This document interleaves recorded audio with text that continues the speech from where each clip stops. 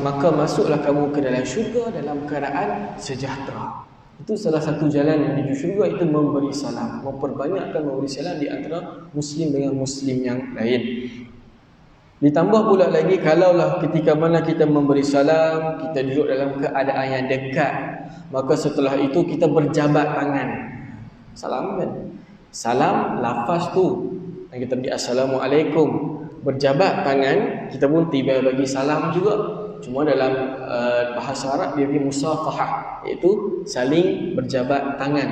Maka Nabi SAW bersabda dalam hadis riwayat Abu Dawud, mana-mana dua orang muslim apabila dia bertemu terus mereka berjabat tangan, maka diampunkan dosa di antara mereka berdua sehingga selama mana? Selama mereka berpisah. Itu antara add-on lah, topak pahala kepada kita dalam mengamalkan memberi salam. Duduk dekat, kita berjabatlah tangan, yang mana Allah akan hapuskan dosa kita dengan muslim tersebut. Jadi antara hukum hakam lain ataupun permasalahan sekitar kita berkaitan dengan salam, antaranya, kalaulah kita dah tahu hukum memberi salam itu sunat, sangat dituntut, sunat muakkad, manakala menjawab salam itu hukum dia wajib. Jadi kalaulah kita duduk dalam satu majlis macam ni, kita duduk kat kedai kopi ramai-ramai, tiba-tiba ada seorang datang bagi salam, kita ramai, dia seorang dia bagi salam dekat kita, adakah kita semua wajib menjawab salam? Adapun salah seorang sahaja, maka para ulama membahaskan seorang menjawab salam, semua terangkat kewajipan. Maksud ini dalam konteks ramai-ramai. Kita duduk dekat masjid sekarang, tiba-tiba ada seorang masuk, dia bagi salam kuat-kuat. Saya seorang jawab pun cukup, perempuan tak payah jawab pun tak apa. Tapi Imam Nawawi kata afdalnya semua pun jawab, sangat baik untuk mengejar kelebihan ataupun ganjaran. Antara hukum kemuskilan yang lain ialah hukum memberi salam kepada perempuan yang bukan adik-beradik kita, bukan isteri kita, iaitu bukan mahram lah. Dia tak ada kena-mena dengan kita, perempuan ni perempuan yang asing. Maka kesimpulan dalam hukum tersebut, majoriti ulama kata elakkanlah.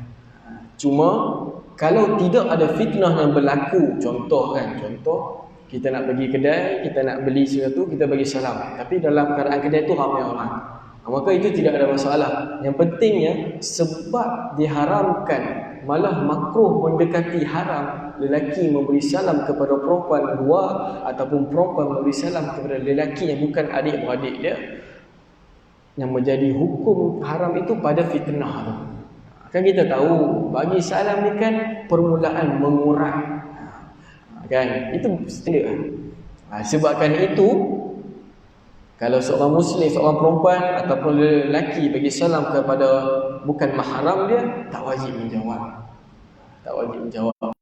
Kalau dia rasa fitnah, lagi tak wajib dia menjawab salam tersebut. Contoh lain pula, kalau orang bagi salam dekat kita dalam surat ataupun dekat WhatsApp, dekat mesej, macam mana kita nak jawab? Dia dah bagi salam, dia buat benda yang sunat, tapi kita jawab wajib. Maka para ulama mengatakan cukup paling kurang kita jawab dekat sini. Kan dia bagi mesej, Assalamualaikum, apa khabar?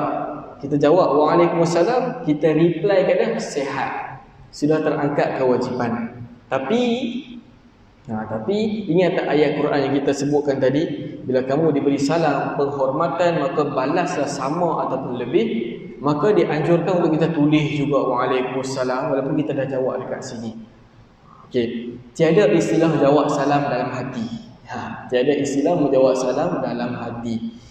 Yang mana Imam Nawawi mengatakan dalam kitab Al-Azkar, paling kurang kadar suara orang yang bagi salam tu dia dengar cukup.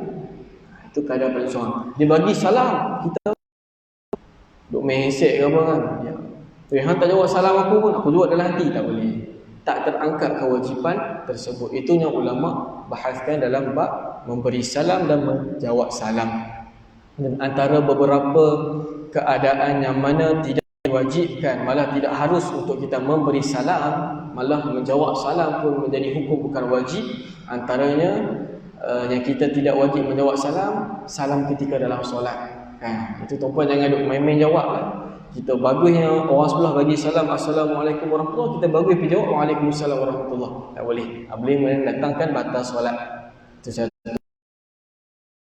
Untuk kita memberi salam ketika orang dalam toilet, dalam tandas, orang yang dalam toilet pun tak wajib menjawab. Antara lainnya bila mana kita nak bagi salam kepada orang yang tengah makan. Kalau waktu dia tengah makan, dalam mulut dia tak ada makanan, maka dia harus untuk menjawab. Dia kena jawab juga. Tetapi kalau dalam mulut dia ada makanan, maka dia tidak wajib menjawab. Ini yang dibahaskan oleh Imam Nawawi dalam kitab Al-Azkar. Jadi ada beberapa lah keadaan, situasi yang mana tuan-puan jangan ambil sapu semua nak bagi salam, tak. Tengok keadaan. Contoh macam kita majlis ilmu. Kalau kita bagi salam, kita mengganggu proses majlis ilmu tersebut, maka tidak harus untuk kita mengganggu. Kita duduk dengan cara beradab cukup memadai. Dan yang terakhir, cara untuk kita menjawab salam ketika mana kita dalam keadaan solat ataupun membaca Al-Quran. Dan bila kita tengok duduk solat, tiba-tiba ada orang bagi salam. Apa kita nak buat? Antaranya kita kuatkan bacaan solat kalau boleh. Tapi kalau dia nampak kita buat dengan isyarat tangan. Buat lah. Kita baca-baca juga orang bagi salam, kita teruskan solat, kita angkat tangan ke apa.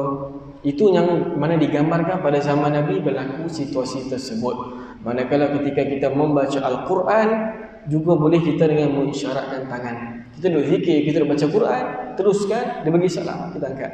Itu function yang kita ketika memberi salam, tengok keadaan orang. Dia tengah baca Quran, dia tengah solat, dia tengah makan, jangan ada pipi lalu bagi salam. Nah, itu pentingnya hubungan sesama muslim untuk dia fikir dalam beramal sesuatu perkara. Itu bab salam. Itu yang saya ingatlah berkaitan permasalahan yang sering dan biasa berlaku di kalangan masyarakat kita. Yang kedua, yang tadi apabila kamu jumpa seorang muslim, maka kamu memberi salam. Ingatlah, setiap kewajipan ataupun amalan yang Allah wajibkan kepada kita, bila mana kita buat, yakin ada pahala. Bukan kita buat sekadar mengangkat kewajipan, tapi di situ ada pahala insya-Allah. Yang kedua, wa idza da'aka apabila kamu dijemput ataupun dipanggil, maka kamu penuhilah panggilan ataupun jemputan tersebut. Jadi secara umumnya para ulama membahaskan zahir sesuatu perkara itu, sesuatu panggilan itu, kita wajib memenuhinya. Contoh, saya panggil Tuan Haji ni, dia kena datang. Itu zahir hadis tersebut. Tetapi para ulama mengkhususkan hadis ini disyarahkan berkaitan dengan panggilan kenduri kahwin. Jadi kesimpulan dia, apabila kamu dijemput ke kenduri kahwin, maka penuhilah undangan jemputan tersebut. Para ulama membahagikan hukum memenuhi jemputan ataupun undangan. Yang pertama hukum wajib, yang kedua hukum sunat. Hukum wajib memenuhi panggilan jemputan ialah terkena kepada hukum jemputan perkahwinan walimah. Dalam hadis disebutkan oleh Imam Muslim, Nabi SAW bersabda, apabila kamu dijemput, dipanggil ke al-walimah. Walimah ni kalimah bahasa Arab, membawa maksud kenduri perkahwinan lah. Falyatiha, maka Nabi kata kamu pilah. Dalam teks ataupun kalimah hadis tersebut, Nabi meletakkan kalimah perintah. Kamu dijemput ke walimah, kamu kena pergi. Jadi dekat situ ulama mengatakan kenduri kahwin rupanya wajib kita pergi, kita penuhi undangan tersebut. Yang kedua, hukum kedua yang kita tahu iaitu hukum sunat. Kenduri apa yang dikatakan sunat? Iaitu panggilan ataupun jemputan kenduri selain daripada kenduri kahwin, itu sunat. Anniversary, doa masuk rumah, tahlil, happy birthday, doa selamat, lain-lain lah. Selain daripada kenduri kahwin, menjadi hukum sunat atas dasar mengeratkan silaturahim. Okey. Dalam kewajipan kenduri kahwin tersebut ada juga beberapa keringanan yang menyebabkan wajib itu menjadi sunat dan harus. Malah boleh jadi juga haram. Tengok ada beberapa perkara. yang mana disebutkan oleh para ulama disusun berkaitan keguguran kewajipan memenuhi undangan perkahwinan. Yang pertama, perkahwinan yang tak wajib kita pergi iaitu yang dijemput oleh orang bukan Islam. Memang kita dah tahu lah kan, hak dekat sini menceritakan Muslim dengan Muslim. Jadi kalau orang bukan Islam jemput kita ke kenduri kahwin anak dia ke apa ke, tidak menjadi wajib.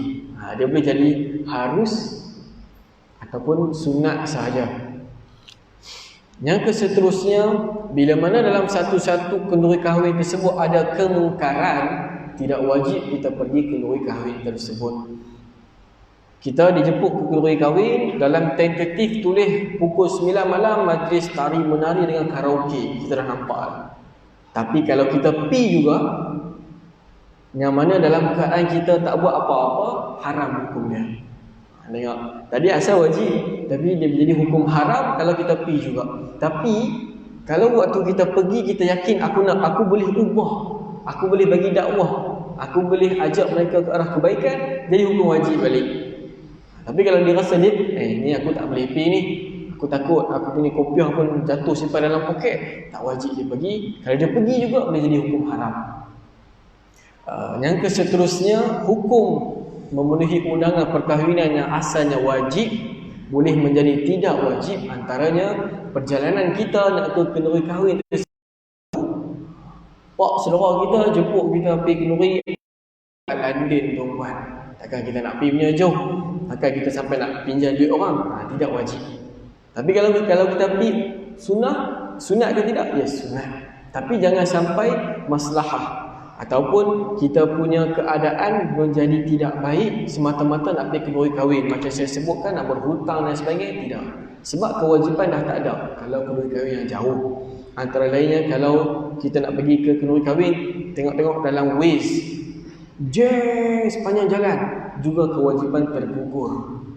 Tetapi semua masalah ini tuan-tuan boleh terselamat, boleh settle semuanya apabila kalau waktu first dia jemput tu kita dah bagi siap-siap, insya-Allah orang ni janji boleh mai ke tak, kalau saya tak datang saya akan kirim orang, itu selamat dah. Yang penting tuan rumah tu hati dia okey, dia gugur. Antara lainnya juga kalau dalam satu-satu masa ada kenduri kahwin yang banyak, kan ini biasa. Esok hari Sabtu ada 5 kenduri, semua jauh-jauh, maka antara ulama susun ialah pi yang dekat dulu. Tapi tengok juga, kalau kelima-lima ini campur adik-beradik dengan kawan-kawan, maka kita dahulukan adik-beradik dulu, sempat ke kawan-kawan baru pi yang kawan-kawan. Tapi kalau semua kawan-kawan, cari yang mana yang dekat dulu, ataupun cari yang mana kalau aku tak pi ni, kawan aku mesti akan terasa. Kita kena, itu benda kita semua kena fikir sini untuk kita plan. Malam ni kita dah plan, esok kenduri kahwin macam mana kita nak pergi. Bagi kita dah tahu hukum dia ialah wajib. Antara situasi lain pula, kewajipan memenuhi undangan perkahwinan tersebut ialah dengan cara orang yang jemput kita tu dijemput privasi, dijemput depan-depan. Orang kampung kita dulu pergi rumah ke rumah bagi kad kan, itu yang menjadi wajib untuk kita pergi. Kalau kita rasa tak mampu nak pergi, ini undangan yang ketiga ni, kita cakap tak boleh janji sebab saya ada kenduri yang pertama, kedua, bla bla bla. Kalau rasa tak apalah, mungkin haji doa ni saya kita selamat lah, selamat. Tapi kalau undangan ataupun jemputan diberi dalam skala yang besar, contoh kan, kita ada Facebook kan, kita ada WhatsApp, kita ada grup geng-geng sekolah-sekolah dulu kan, kita ada geng-geng, kita buat reunion, maka tiba-tiba kawan kita ni jemput kenduri kahwin dalam grup tersebut, yang mana dalam grup tu ada ramai orang, itu tak jadi wajib kepada kita. Tapi dia jadi wajib kepada kita kalau dia message personal dekat kita, lepas dia bubuh dalam grup, dia pergi message kita pula, wajib lah. Dia kias kepada hukum yang dulu face to face kan, kita pergi rumah ke rumah. Memang sekarang ni jam, jadi semua nak main dengan message, sama dengan hukum yang dulu. Nampak? Contoh saya duduk dekat sini, esok saya nak jemput tuan-puan semua pergi ke kenduri kahwin saya, maka begitu juga hukum yang saya sebutkan bila jemput perkahwinan dalam grup WhatsApp yang ramai-ramai, tuan-puan tak pi pun tak apa, saya ni bukan siapa-siapa pun kan, contoh, maka tidak menjadi kewajipan. Tapi saya tahu Tuan Haji wajib pi, dia kena wajib kan. So balik lagi dia kena sembang dengan saya, tak boleh nak pi, bla-bla, tidak ada masalah. Itu berkisar berkaitan hukum wajib dan permasalahan berkaitan dengan hukum hakam perkahwinan. Selain daripada tu sunat. Maksudnya kalau kita tak sempat nak pergi tahlil kawan kita, tak apa, tidak berdosa. Tapi yang wajib ni kalau kita tak pergi dengan sengaja, malah aku nak pergi, saya kalau aku pergi aku jumpa si Dolah ni, dia kacau aku, tak boleh. Sehingga kan kalau waktu kita pergi ke Nuri tu kita berpuasa, ini hukumnya lain. Kalau kita berpuasa bukan puasa sunat, itu puasa wajib, puasa qada, puasa nazar, maka kita cakap baik-baik dengan tuan rumah. Kita tidak harus membatalkan puasa tersebut. Tetapi kalau kita puasa sunat, kalau kita teruskan berpuasa, tuan rumah akan kecil hati, kita wajib berbuka. Nampak? Itu para ulama letakkan hukum. Kita kena buka juga untuk menjaga hati Muslim yang lain. Itu yang kedua, berkaitan dengan apabila kamu dijemput ke kenduri kahwin ataupun undangan yang lain, maka penuhilah jemputan tersebut. Hukumnya terbahagi kepada dua, satu wajib khusus kepada kenduri kahwin, yang kedua sunat, iaitu bagi kenduri ataupun undangan selain daripada kenduri kahwin.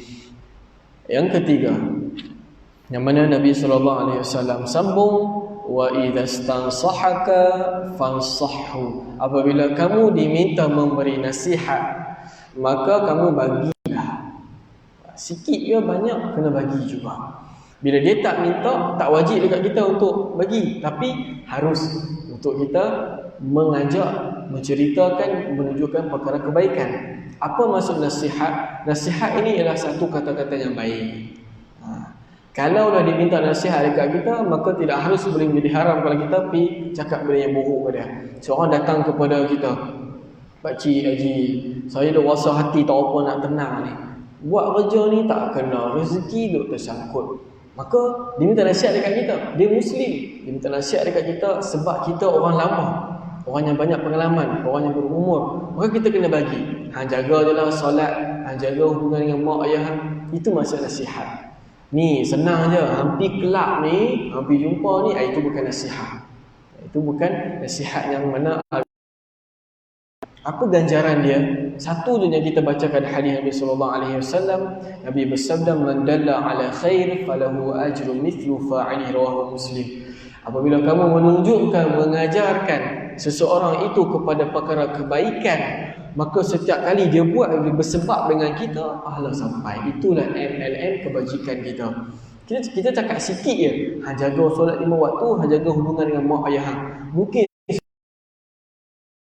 dijaga solat, hubungan mak ayah sebab kita, begitulah jariahnya. Itu maksud jariah, pahala berjalan, jaring, berjalan-jalan kepada kita.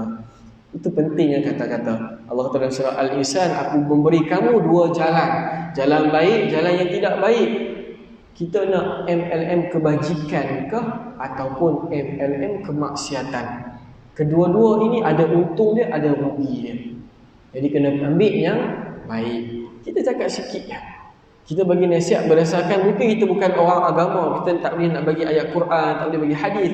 Cakap benda lah nasihat. Bukanlah nasihat itu kena ada hadis, ada Quran, tak.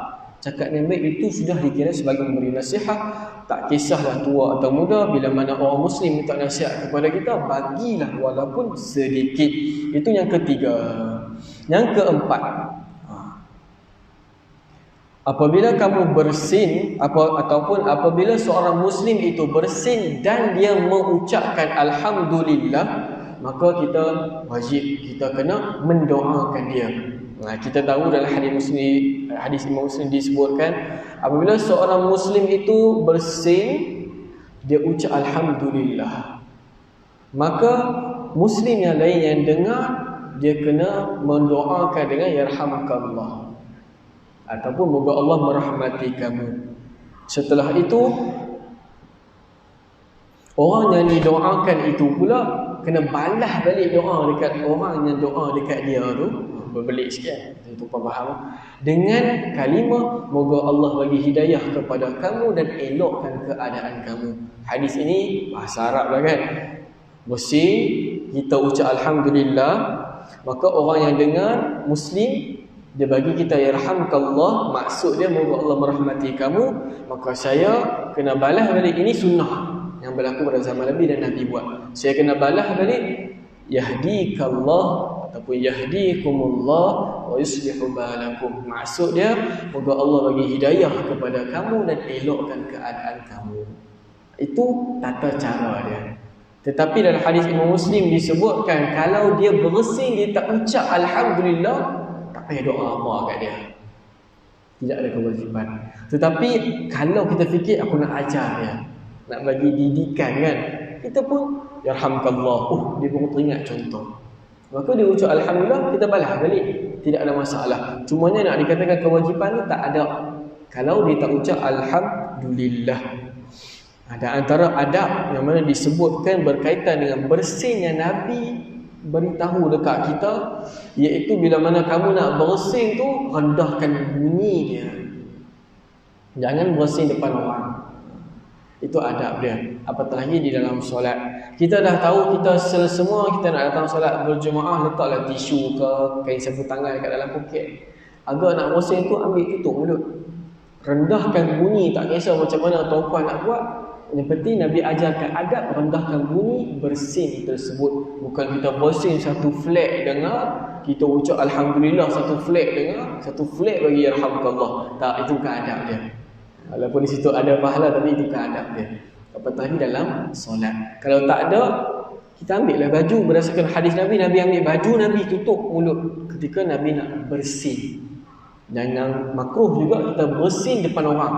Kita nak bersin, kita cari muka orang pun bersin depan dia. Tak boleh tuan, jangan. Itu bukan adab Islam. Itu bukan yang Nabi anjurkan. Suara kurangkan, cuba sekurang-kurangnya, tapi jangan menutup ataupun orang panggil mencabut nikmat bersin. Silah gitu. Kita nak bersin, kita tutup hidung. Bersin jadi cancel kan. Jadi tak ada bersin, jangan. Sebab dalam hadis Muslim disebutkan bersin itu daripada Allah yang bagi. Menguap itu daripada syaitan. Maka bila mana kamu bersin, dalam syarah ni disebutkan segala dalam badan kamu berhenti sah. Sebab apa kita lepas habis bersin kena ucap alhamdulillah, bersyukur Allah bagi nyawa semula. Disebabkan kita bersyukur, Nabi ajarkan adab kita doa ke orang balik, moga Allah merahmati engkau sebab kau bersyukur di atas nikmat bersin tersebut. Jangan elakkan bersin, teruskan bersin, tapi ada adab-adabnya. Dan antara lainnya disebutkan dalam syarah, apabila seseorang itu bersin sebanyak 3 kali, dia bersin, dia ucap alhamdulillah, kita jawab, kita doa. Kali yang kedua dia tiba lagi bersin, kita pun buat benda yang sama. Kali yang ketiga pun dia bersin lagi. Itu je kali yang terakhir kita mendoakan dekat dia. Kali keempat kalau dia bersin lagi, kita dah tak buat yang doa yang tadi tu. Para ulama berbeza pandangan apa yang patut kita buat. Dalam hadis disebutkan Nabi lepas seseorang tu bersin kali yang keempat, Nabi kata orang ni sakit. So Nabi dah tak mendoakan yarhamkallah. Cuma sebahagian kecil mengatakan kita tukar dengan doa moga Allah beri kesembuhan kepada kamu. Sebab kita dah tahu bila bersin 4 kali memang dia selesema lah. Maka dianjurkan adabnya kita doa bagi dia sihat. Tidak kita doakan dengan yarhamkallah. Tak ada dah. Cukup 3 kali yang kita ajarkan tadi. Adapun kalau dalam hadis dia juga disebutkan kalau orang bukan Islam dan bersin, kita kena buat apa? Kita buat tak tahu kan. Tapi kalau dia ucap alhamdulillah, apa kita kena buat? Nampak? Mana tahu kan. Sebab benda ni berlaku pada zaman Nabi. Ada seorang Yahudi, dia bersin, dia saja biar Nabi dengar. Maka apa Nabi cakap? Nabi cakap, moga Allah bagi hidayah kepada kamu dan elokkan keadaan kamu. Tapi kewajipan ada tak untuk kita doa? Ada tak? Memang tak ada. Cuma di atas dasar dakwah, dia pandai kan? Kita ajar juga. Kita doa juga, moga Allah bagi hidayah kepada kamu. Kita tak kata moga Allah merahmati kamu sebab dia orang kafir. Tapi kita doa dengan moga Allah bagi hidayah kepada kamu dan elokkan keadaan kamu. Apa hukum kalau kita menjawab bersin ataupun bila mana kita bersin di dalam solat? Boleh ke tak kita ucap Alhamdulillah? Kalau kita ucap ketika membaca surah Al-Fatihah, kita kena ulang balik Fatihah tu. Tapi daripada selain daripada tu, boleh, cuma dia seorang je yang kena dengar. Dia tak boleh sebut bila dia bersin. Contoh Tok Imam dia bersin, dia ucap Alhamdulillah guna mikrofon, tak wajib kita jawab. Kalau tuan-puan jawab boleh batal solat. Sebab kalimah menjawab yarhamkallah, moga Allah merahmati kamu, itu kalimah ka dekat situ di antara dua orang. Kan kalau kita berbual dalam solat batal solat. Jadi tuan-puan buat tak tahu, tak payah jawab pun tak apa. Seorang-seorang dia sahaja. Tapi kalau dia bersin ketika baca Al-Fatihah dan dia ucap Alhamdulillah, dia kena ulang balik Fatihah dia. Sebab di antara Fatihah tak boleh tercampur apa-apa zikir kalimah dalam surah Al-Fatihah, sebab surah Al-Fatihah rukun adalah rukun yang wajib. Dan yang keseterusnya iaitu selepas daripada bersin, yang kelima seingat saya, apabila seseorang muslim yang lain itu sakit, maka kamu jenguklah dia. Dekat situ para ulama juga membahagi, pertama hukum wajib, yang kedua hukum sunat. Jadi muslim mana yang wajib dan sunat untuk kita pergi jenguk dia? Dalam hadis disebutkan wa'ayyan marid. Kita dah tahu. Ini dari segi sudut bahasa Arab lah. Bila kita nak ziarah orang sakit, kita tak guna kalimah ziarah, kalimah bahasa Arab, tapi digunakan untuk jumpa orang yang tak sakit lah. Tapi kalau untuk orang yang sakit, kita guna iyadah. Ini perbahasan bahasa sajalah, tak ada masalah. Kedua-duanya membawa masuk melawat, menjenguk. Tapi dalam hadis diletakkan wa iyadah, menunjukkan menziarahi orang sakit. Itu iyadah dari segi zahir dia membawa maksud ulang-ulang. Jadi orang yang sakit ni kita kena berulang jugalah pergi ziarah dia. Kita beri laluan kepada azan, insya-Allah kita sambung sikit lagi.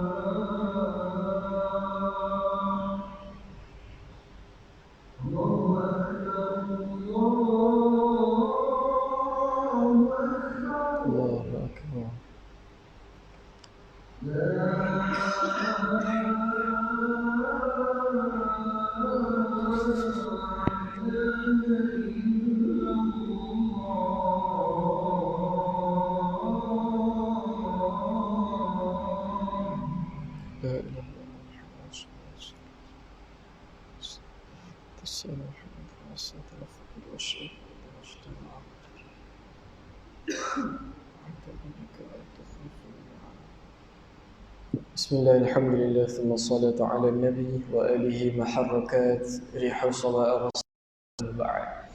InsyaAllah kita membincang hak muslim sesama muslim. Yang pertama, bila kamu jumpa muslim yang lain, bagilah. Yang kedua, bila dijemput ke kenduri ataupun undangan, penuhilah undangan tersebut. Yang ketiga, apabila seseorang muslim yang lain itu meminta nasihat kepada kamu, bagi, iaitu nasihat perkara-perkara kebaikan, kata-kata yang baik. Yang keempat, bila seorang muslim yang lain itu bersin dan mengucapkan Alhamdulillah, maka kamu doakan dengan dia dengan kerahmatan. Yang kelima, apabila seorang muslim itu sakit, maka kamu ziarahilah, jenguklah dia. Yang mana ulama membahagikan hukum dua, iaitu wajib dan sunat. Wajib itu ialah kepada kedua ibu dan ayah dan ahli keluarga kita yang terdekat, adik-beradik. Kita kena pergi juga ziarah, kena pergi juga jenguk. Sunat selain daripada itu, jiran-jiran, qariah, masjid, surau dan sebagainya, untuk mengejar fadilat. Nabi SAW sebutkan hadis riwayat Imam Tirmizi, antara ganjaran kelebihan kita ziarah orang sakit, kenal ke tak kenal ke muslim tu, tengok dia sakit, kita pergi juga ziarah, tunjuk prihatin. Maka Nabi menjanjikan didoakan 70,000 para malaikat kepada dia.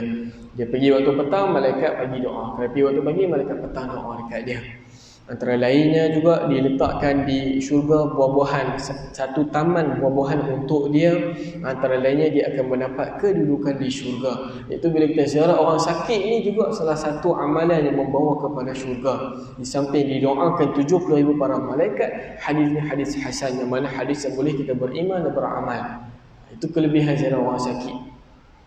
Walaupun ada kewajipan kepada ibu dan ayah, maka itu pasti ada gandaan berganda. Sebab Nabi SAW bersabda, barang siapa yang nak diluaskan rezeki, dipanjangkan umurnya, maka jalinkanlah silaturahim. Yang mana Islam khususkan ahli keluarga kena jaga.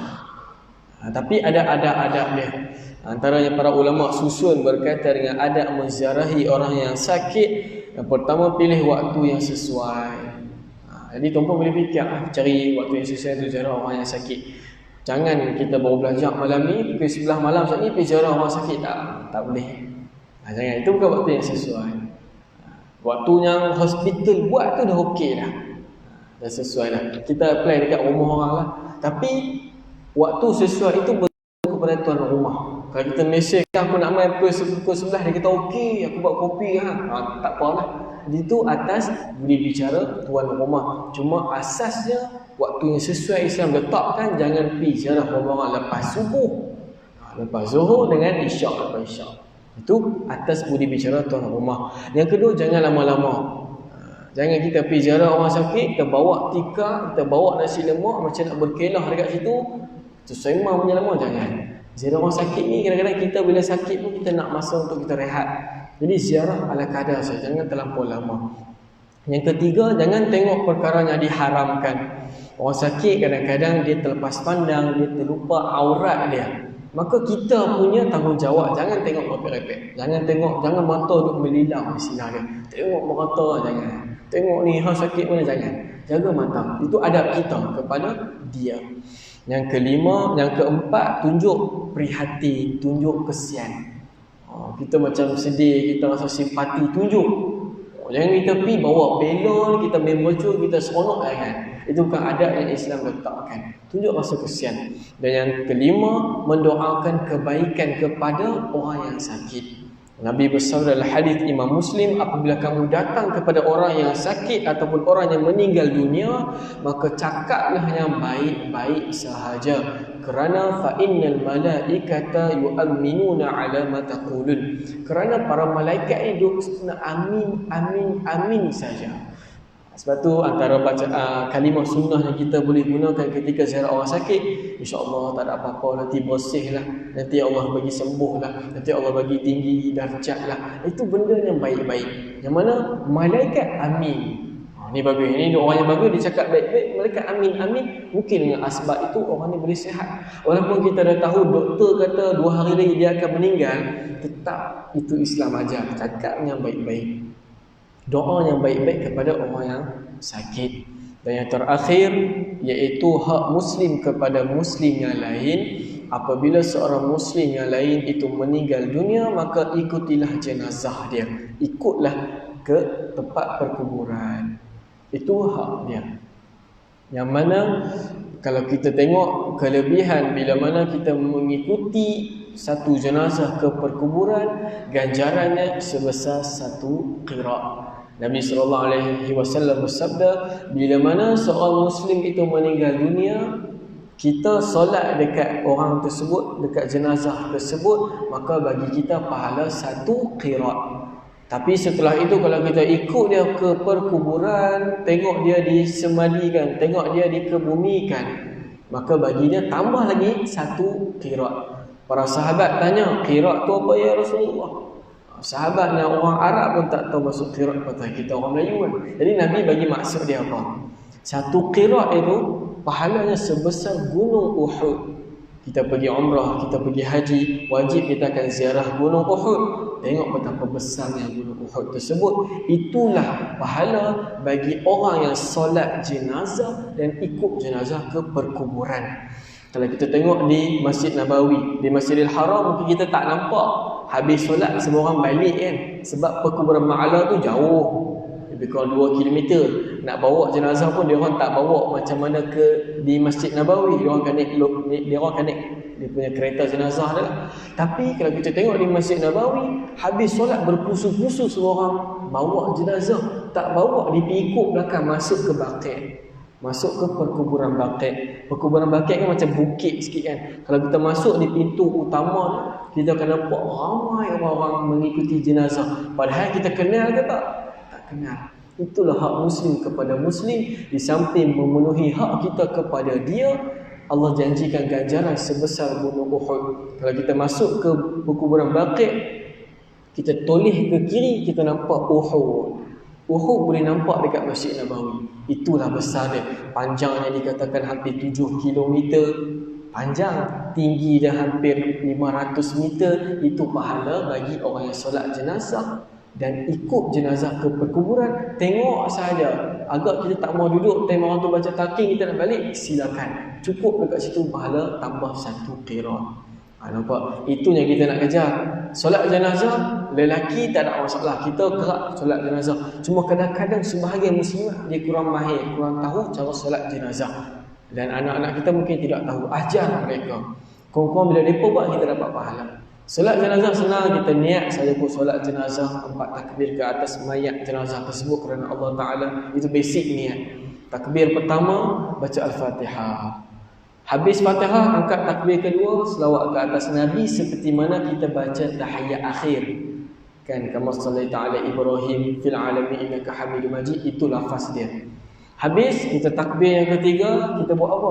Doa kepada arwah jenazah tersebut. Kalau boleh kena doa, wajib doa bahasa Arab lah. Sebab kalau bahasa Melayu dia batal solat. Maka kalau kita tak hafal langsung doa, dalam hati lah. Kalau kita tak tahu bahasa Arab, ya Allah rahmatilah jenazah tersebut, ampunilah dia, maafkanlah dia. Buat benda tu. Dan terakhir bila takbir habis kita doa, kita takbir yang terakhir, terus bagi salam. Adapun kalau takbir yang terakhir tu kita baca Allahumma la tahrimna ajrahu wa la taftinna ba'dahu, tidak ada masalah. Itu dalam bab kata doa jugalah yang tadi. Cuma kalau ikut dalam hadis, habis takbir yang terakhir itu terus bagi salam. Bagi salam. Habis itu pahala sebesar Uhud. Ada tak kita minta ganjaran daripada tuan rumah, keluar pintu dapat salam cukup RM5? Jangan harap macam tu. Perempuan takkan kita nak solat jenazah harap RM5 saja. Sedangkan Allah janjikan 1 qirat. Kenapa kita tak solat jenazah? Disebabkan Allah, bukan sebabkan kita tahu lepas tu orang jamu makan. Jangan. Kita buat sesuatu disebabkan orang jamu makan, orang bagi duit, benda keduniaan, pahala tergugur macam tu sahaja. Jadi kena hati-hatilah. Itu amalan-amalan yang kita kena kejar supaya kita digolongkan oleh Nabi sebagai seorang manusia yang terbaik. Sahabat tanya Nabi, manusia apa terbaik? Seorang yang panjang umurnya, banyak amalnya. Kita nak macam tu. Kita meninggal 80 tahun, kita bawa kepada Allah pahala berpuluh-puluh Uhud. Kita nak macam tu. Itulah manusia yang terbaik yang mana Nabi letakkan gelaran tersebut kepada kita. Wallahu subhanahu wa ta'ala a'lam bissawab. Moga-moga 6 hak muslim kepada muslim yang lain ini kita beramal betul-betul. Benda ini berlaku di sekeliling kita. Cuma kita perasan ke tak perasan sahaja. Beramal solehlah sehingga mana sebelum datang waktu ketika Allah tarik ajal kita tak payah buat apa dah. Tak kisah umur kita berapa sekarang, dapat satu ilmu untuk beramal terus. Jangan kita fikir aku dah tua macam mana. Jangan. Itu bukan Islam. Islam tetap memberi peluang kepada kita beramal soleh dan pasti Allah akan sempurnakan ganjaran tersebut. Yang baik datang daripada Allah Subhanahu wa taala, yang kurang tersasar bahasa saya mohon maaf, dan datang daripada diri saya sendiri. Moga Allah beri taufik ataupun kekuatan untuk kita amal dan sampaikan. Hadza wabillahi taufiq wa sallallahu wasallam alaihi. Ditutup dengan tasbih kafarah. Rasulullah subhanahu. Bismillahirrahmanirrahim. Assalamualaikum warahmatullahi wabarakatuh.